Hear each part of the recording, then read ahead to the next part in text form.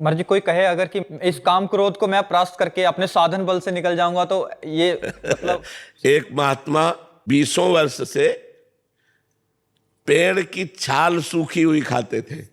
किस लिए? काम विजय के लिए, कि किसी भी तरह का शरीर में पुष्टता ही ना होगी तो काम क्या करे। अवस्थी मात्र हुए रहे शरीर, हड्डी हड्डी शरीर में रह गई थी, और तपस्या करते सूखी छाल जो पपड़ी होती है ना वृक्षों की, वो मार पाते थे। बस कोई भोजन नहीं, कोई पत्ता नहीं, कोई फल नहीं, कुछ नहीं। तो ऐसे हो गए थे। जब 20 वर्ष हो गए तो कामदेव प्रकट हुआ सामने, क्योंकि वो उसी योग्य थे, और कहा हम तुम्हें परास्त करेंगे। तो उन्होंने मुस्कुरा के कहा तुम्हारी ताकत क्या कि तुम मुझे परास्त कर लो। बोले अच्छा चलते हैं। चला गया काम।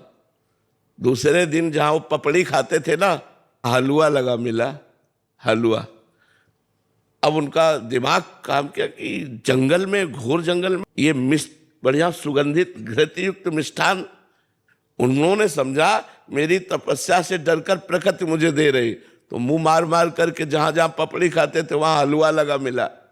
हलवा पाया। 20-25 दिन हुए, थोड़ा खून दौड़ा नस नाड़ियों में। अब एक दिन वो उस अपने टाइम से जाते थे उनका हलवा, तो जो टाइम से गए वहां पाने के लिए, तो देखा एक 16-17 वर्ष की लड़की हलवा लगा रही है। वह तो भयभीत होने का वो नाटक किया। बोले भयभीत मत हो, भयभीत मत हो, शांत रहो, नजदीक आओ। ज्यों ही देखा तो कमल नयनी सुंदरी नजदीक छम छम करती हुई पायल। महाराज की छाती में कुछ होने लगा। महाराज ने कहा कि तुम डर क्यों रही हो निडर होकर? ये हलवा तुम लगाती थी?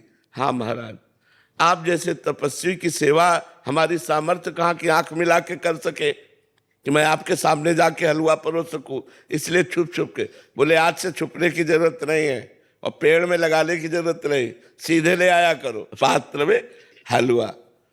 10-5 दिन और हलवा पाया सीधे। अब तो काम वेदना अंदर जागृत हुई। उन्होंने कहा देवी तुम्हारा ब्याह हुआ है? तो उनका नहीं महाराज। तो बोले मेरा भी नहीं हुआ।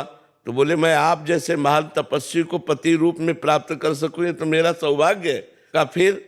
बोले एक शर्त है, हमारी माँ जंगल के बाहर रहती है। उन्होंने कहा पति वही बनेगा जो अपना मुंह काला करवा कर हमें पीठ में बैठाल कर वहां तक ले जाएगा।